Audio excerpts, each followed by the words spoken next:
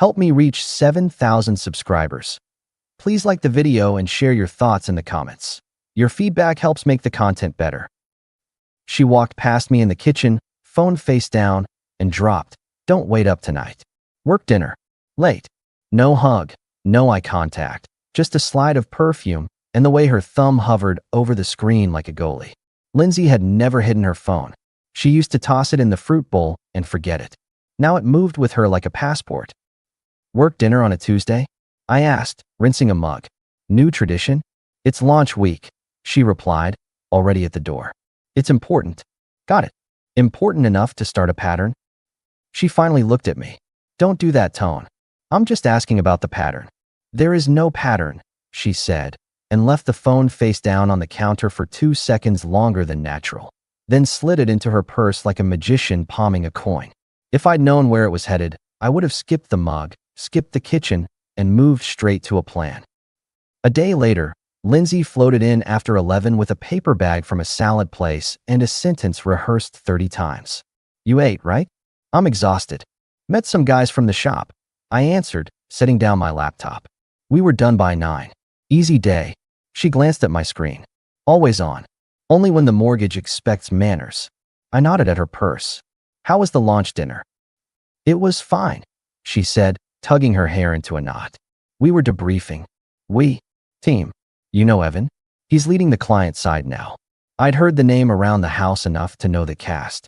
Evan with the jokes. Evan who gets her concept decks. Evan who texts on Sundays just to share a meme. On Sundays, I'm usually the one sharing a rake with the neighbor.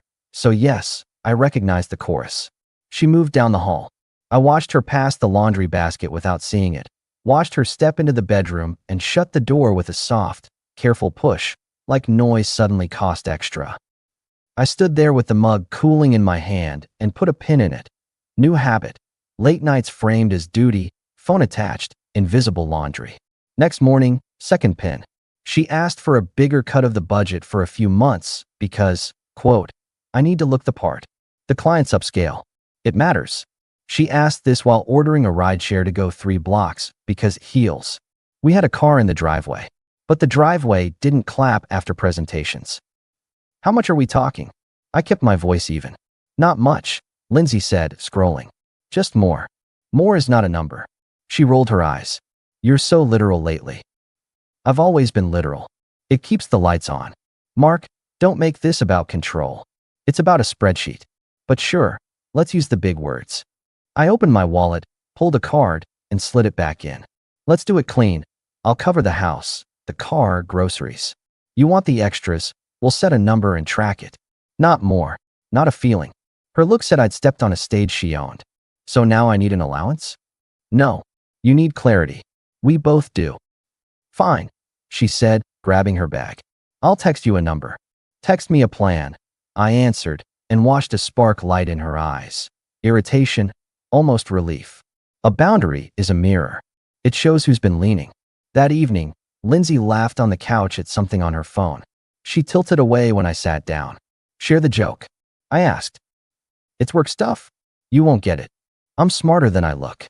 That's not hard. She shot back, smiling the smile she used at parties when she wanted to score points. Cute, I said. Is it Evan? Why do you ask like that? Because you introduced him like a character we both should applaud. It's just work. She stood. Don't go all detective on me. Funny you said that. I replied and got up to take out the trash. On the way back, I paused by my tool bench in the garage and stared at a jar of screws. 10 minutes later, I had something more useful than a screw, a decision.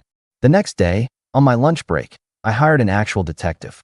Nothing dramatic, no trench coat. A practical guy in a tan sport coat who shook my hand once and listened more than he spoke. His card said Harris Consulting. He didn't sell movies, he sold clarity. You want confirmation or closure? He asked. I want the truth, I said. After that, I'll handle the rest. He nodded. Standard package covers a week of observation. You want me to be discreet, or do you want me to be fast? Both, I said, and watched his eyebrow climb a millimeter. Do what you do. I'll stay out of your way. I didn't tell Lindsay. I didn't snoop her texts or sniff her clothes like a fool in a sitcom. I changed the rules quietly. No more spontaneous dinner drop-ins. No more waiting at the window. I went to the gym, took on extra jobs in the shop, set my own bedtime. When she asked why I wasn't as present, I gave the truth. I'm not competing with your schedule. I'm filling mine. That's dramatic. It's adult. She tried a different tactic that night. Soft tone, handing me a plate before I asked, brushing my arm when she passed. The small courtesies that used to be normal. I've been stressed, she murmured, leaning against the counter. Launches pile up. I don't always handle it well. Stress happens, I said. Courtesy shouldn't. Her eyes softened. So we're good. We're fine. I answered and filed that as illusion number 1, smoothing the surface after a bump. It worked on my appetite, not on my memory. 2 days later, Nate, my next-door neighbor, waved me over as I was hauling a box to the truck. Nate is a contractor, the type who can look at a wall and tell you if it's lying. Everything all right? He asked. Saw her car gone late again. Long week, I said. He shifted the toothpick in his mouth. You need anything, you knock. Men like us, we don't talk unless the house is on fire. I'm knocking anyway. I appreciate it, I told him. House isn't on fire. But I checked the batteries in the smoke alarm. He smirked. Good. You always were the sober one. Someone has to be. Lindsay's number for the budget arrived as a text that read, $400 a week. Bare minimum. No breakdown, no reason. And a follow-up. Also, I'm going to Palm Coast with the team next month. It'll be good for networking. $400 for what? I replied. Presentation clothes, ride shares, client lunches. You don't understand agency life. I called her instead of texting. We'll do $200, I said when she picked up. That's insulting. That's math. I covered the last 3 years of agency life while you found your pace. We'll keep lights on. Extras get earned. So you're punishing me. I'm protecting us. You and your walls, she snapped. You just want control. I want clarity, I countered. Same as you. You want the clothes, log them. I'll match reasonable. No more blank checks. Not for anyone, including me. She exhaled like I'd cut her oxygen. I don't like this version of you. This version pays attention. I hung up, bought a new deadbolt on my way home, and set it on the workbench. Not installed, not yet. The jar of screws watched like a witness. The first big crack showed up at a team happy hour that I hadn't planned to attend. I stopped by after a delivery to a client a few blocks away. The bar was loud with the kind of hunger people call ambition. Lindsay stood with Evan and a woman I'd never met, a manager by the look of her blazer that tried too hard not to be a blazer. Mark, Lindsay said, surprised. I didn't know you'd drop in. I was nearby, I replied. Wanted to say hello. Evan stuck out a hand. He was younger than I pictured, hair that took time to maintain. You're the wood guy, he said. I build things that outlive moods, I said, shaking his hand once and letting go. You must be Evan. He laughed. Guilty. The manager woman, Janet, as I learned, smiled thin. We were just talking about the Palm Coast event. Big opportunity. Sounds great, I said. We're not funding it. Lindsay blinked. Excuse me. I nodded to Janet. No offense. Household rule. Major trips get discussed in advance. If it's required, the company covers or she gets a stipend. If it's big opportunity, it waits or pays for itself. Janet's smile became professional. Of course, we have some support for travel, but it's not. Then it's not required. I cut in. Good to meet you, Janet. I turned to Lindsay, kept my voice steady. If you still want to go, run the numbers. I'll read them tonight. Evan chuckled. You really do the numbers at home? Always, I said. It keeps strangers from borrowing my wife. Silence dropped heavier than the music. Lindsay laughed, too high. He's joking. I'm not. I took a slow sip of water I didn't really want. Enjoy your night. I'm heading out. I left them with the boundary planted in public. There it was, my rules on their turf. I didn't check back to see how they handled it. I didn't need to. The point was made. If you're sampling a different atmosphere, you don't get to charge it to my card. That night Lindsay came home early, unusually early, with takeout and an apology preloaded. I didn't appreciate that comment, she started, setting the bag on the counter. I didn't appreciate the situation, I returned. I was blindsided. By me showing up in your world? Welcome to mine. It's called daylight.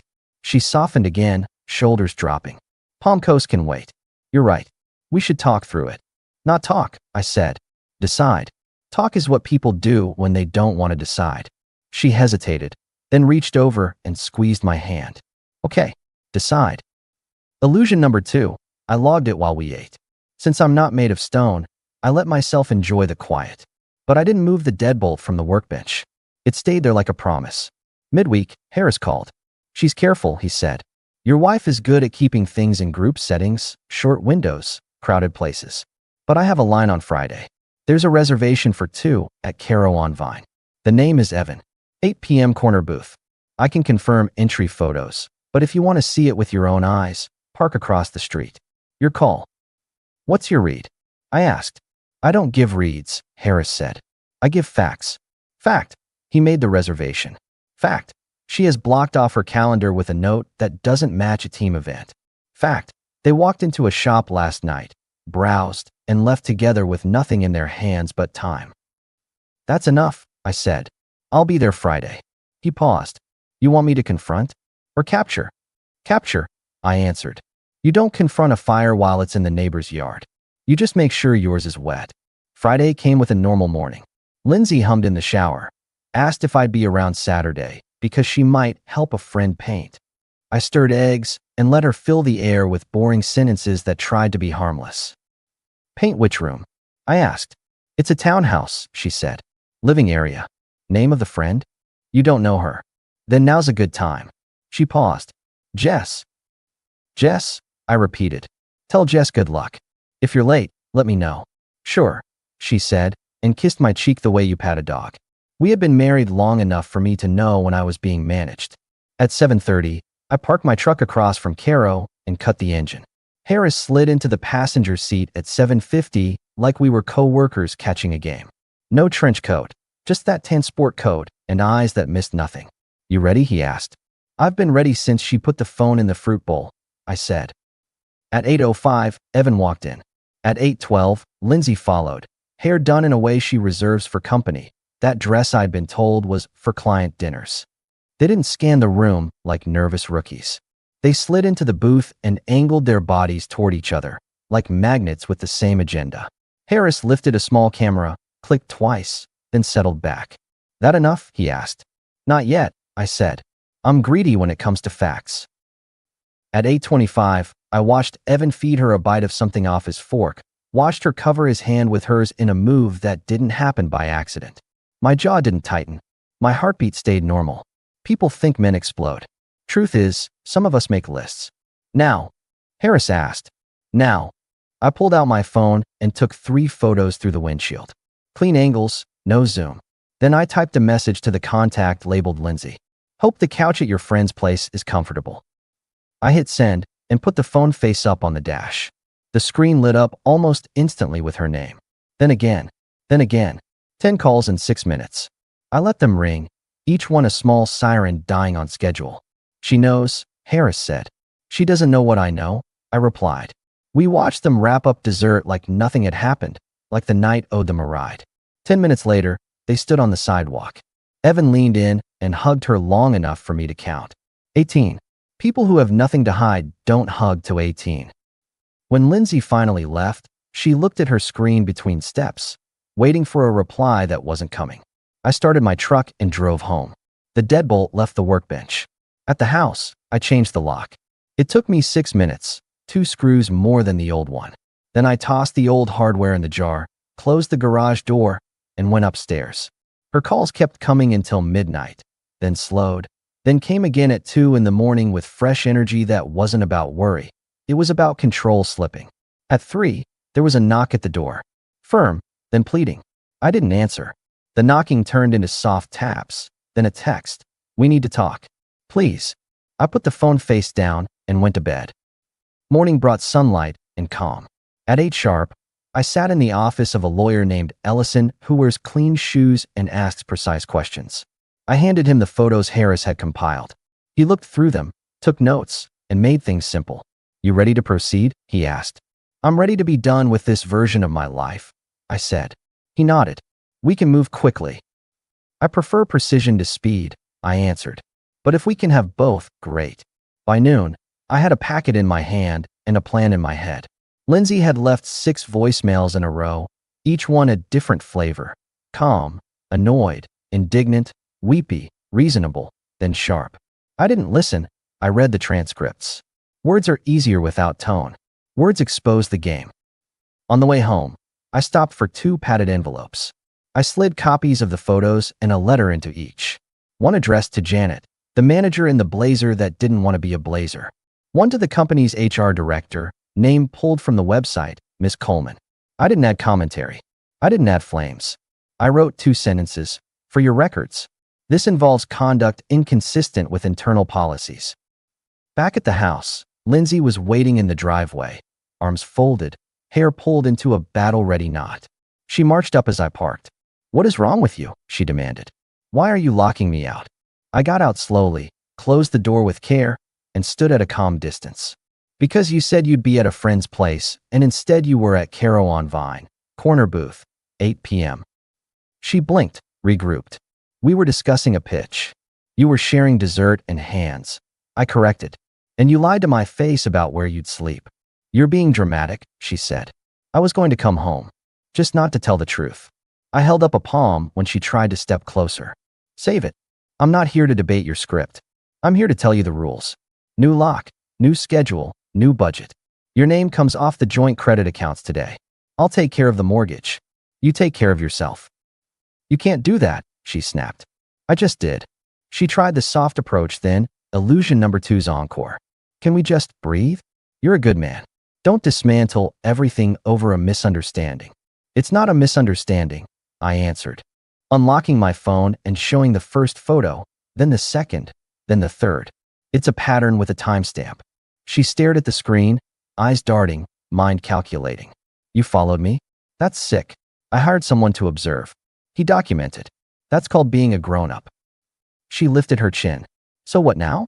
You think you can just shut me out?" "I don't think. I'm doing it."